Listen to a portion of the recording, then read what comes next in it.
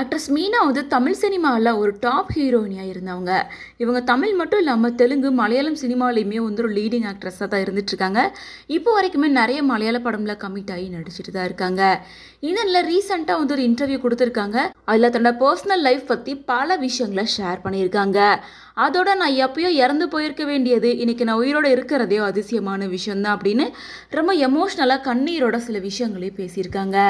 Actress Meena லைஃப்பில் நடந்த எல்லா மெமரிஸும் கலெக்ட் பண்ணுற மாதிரி ஒவ்வொரு ஆக்ட்ரஸ் கூட எடுத்துக்கிட்ட பிக்சர்ஸ் எல்லாம் வச்சு அவங்கக்கிட்ட உங்களுக்கு என்ன மாதிரியான மெமரிஸ் இருக்குது அப்படின்னு கேள்விகள் கேட்டிருக்காங்க. ஸோ அப்படி தான் வந்து ஆக்ட்ரஸ் சௌந்தர்யாவோட ஃபோட்டோ காமிச்சு கேட்கும்போது மீனா ரொம்ப எமோஷ்னலாக பிரேக் டவுன் ஆகி அழுக ஆரம்பிச்சிட்டாங்க. எனக்கும் சௌந்தர்யாவுக்கும் பெருசாக எந்த ஒரு போட்டியும் கிடையாது. தொழில் ரீதியாக இருந்தாலும் அது ரொம்ப ஆரோக்கியமான போட்டியாக தான் இருந்தது.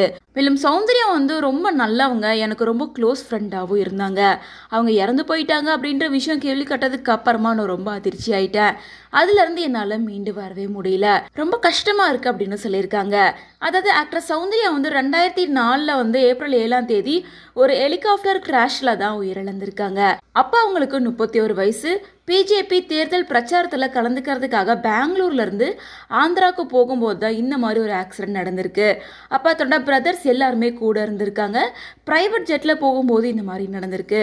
மேலும் இந்த மாதிரி ஆக்சிடென்ட் ஆகி அவங்க உயிரிழக்கும் போது சௌந்தர்யா பிரெக்னெண்ட்டாக இருக்காங்க அப்படின்ற மாதிரியும் டாக்ஸ் போயிட்டு இருந்துச்சு.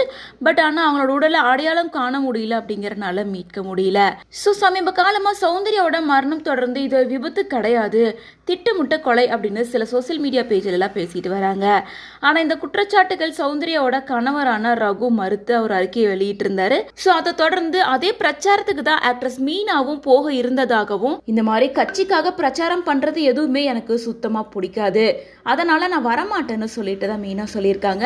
மேலும் மீனா ஷூட்டிங் ஸ்பாட்ல இருக்கும்போது தான் இந்த மாதிரி சௌந்தர்யாக்கு ஆச்சு அப்படின்ற விஷயத்த கேள்விப்பட்டிருக்காங்க. அதனால ரொம்ப மனசுடைஞ்சு அழுதுருக்காங்க. ஒருவேளை நானும் அந்த பிரச்சாரத்துக்கு போயிருந்தேன்னா இந்நேரம் நான் உயிரோட இருந்திருக்க மாட்டேன் அப்படின்னு மீனா ரொம்ப எமோஷ்னலாக சௌந்தர்யாக்காக வருத்தப்பட்டு பேசியிருக்காங்க.